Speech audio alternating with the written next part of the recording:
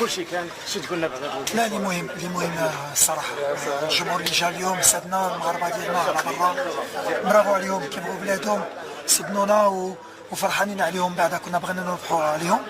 اللي مزيان اليوم هي ليتا ديسبري، عجبني الدراري تقاتلوا، النتيجه اللي ما كانتش سهله، فرقه اللي عندها لعابه اللي في مستوى عندهم تجربه، جابوا الدراري ديالهم اللي ما كانوش في لي ماتش افون، فحال فيدال وفحال اليكسي سانشيز ميدال، عندهم تجربه عندهم ليكسبيرونس. بانوا اليوم بقينا واقفين، درنا ان غون ترافاي ومازال ما درنا والو، مازال عندنا الخدمه.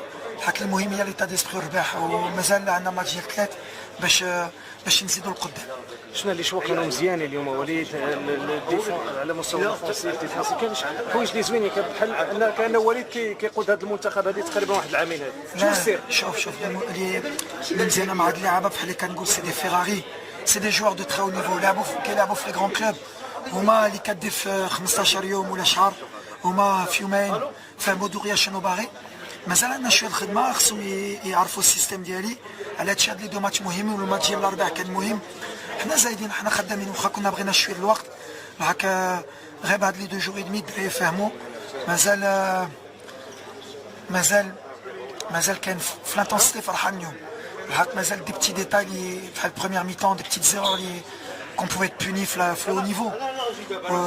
لا بار دو فيدال، لا كونتر اتاك بروميير ميطون مع بلجيكا ولا كرواسيا يقدروا يقتلوا. دونك هادشي اللي خصنا مازال نتعلموا ونبقاو كونسونطري باش نزيدوا لقدام ان شاء الله. وليد الجمهور شجعك اليوم، شفنا يعني خارج الملعب ولا كلشي كيتكلم على وليد، هاد المحبه هذه تقولنا شنو توعد الجمهور المغربي؟ لا المهم شوف، احنا ولاد البلاد خصنا نفرحوا البلاد ديالنا، فرحانين وحاسين بالحب ديالهم. دونك انا بحال اللي قلت لهم غنتقاتل والدراري يفهموا الميساج، نتوما غيتقاتلوا. بغيت نقول لهم برافو، واحد بحال زياش شحال جراب وفال، ملي كتشوف ملاح وناحي، ملي دخل صابيري وحارث بيبو تا هو كيفاش دخل داري اليوم، تنقولوا برافو.